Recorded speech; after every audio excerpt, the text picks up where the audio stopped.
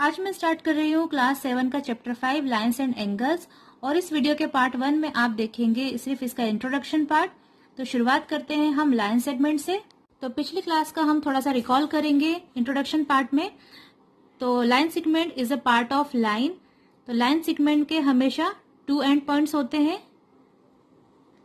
ये एक line segment है सपोज ए बी और इस लाइन सेगमेंट के 2 एंड पॉइंट है, point A and point B. जब इस 2 पॉइंट्स को एंड पॉइंट को हम दोनों डायरेक्शन में एक्सटेंड करेंगे इस तरह से एंडलेसली, मतलब इसका एंड ही ना हो, दोनों साइड से ये एंडलेसली एक्सटेंड हो रहा है, तब इस तरह के फिगर को हम बोलते हैं लाइन। और थर्ड जो होता है उसे बोलते हैं रे। ये लाइन है और थर्ड होता है रे। रे का एक एंड पॉइंट होता है और दूसरे एंड पॉइंट से ये एक्सटेंड होता है, इसका एंड नहीं होता है, तो इसे बोलते हैं रे।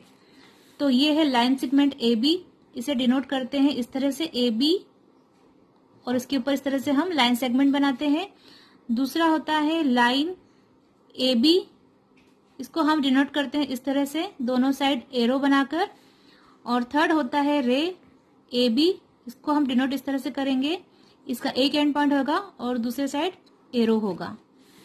अब इस पार्ट 1 में हम एंगल को भी रिकॉल कर लेते हैं कि एंगल क्या होते हैं। आपने पढ़ा है 6th क्लास में कि जब 2 लाइन सेगमेंट या फिर 2 लाइन आकर अगर किसी पॉइंट पर इंटरसेक्ट होती है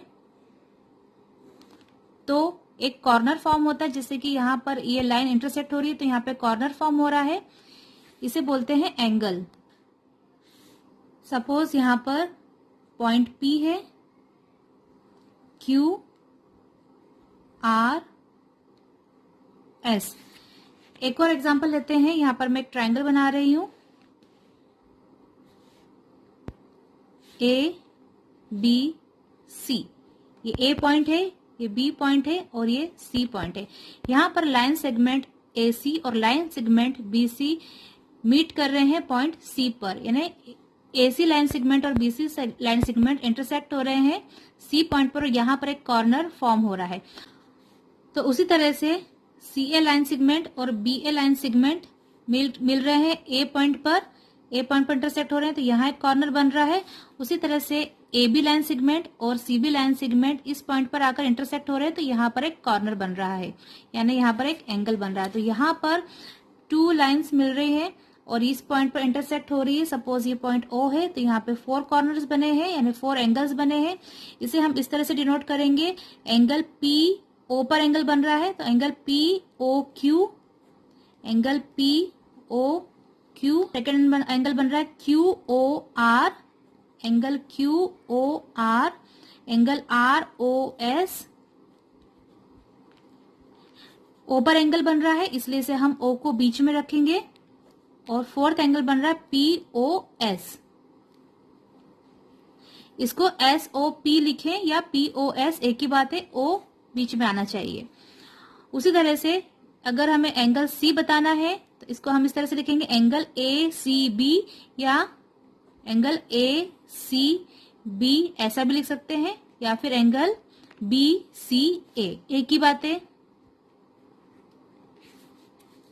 यहाँ एक एंगल बन रहा है, एंगल CAB या BAC, angle CAB and third angle is angle ABC यानी एंगल B।